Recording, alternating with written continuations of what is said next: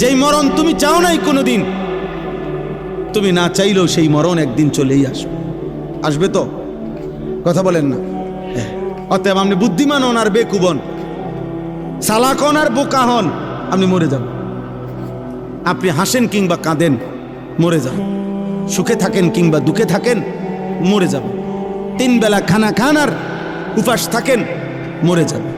রাজপ্রাসাদের অট্টালিকায় থাকেন আর জীর্ণ কুঠির কুড়ে ঘরে থাকেন, মরে যাবেন। মরতেই হবে বাপ, চলে যেতেই হবে। হবে? কথা বলেন না কেন? হবে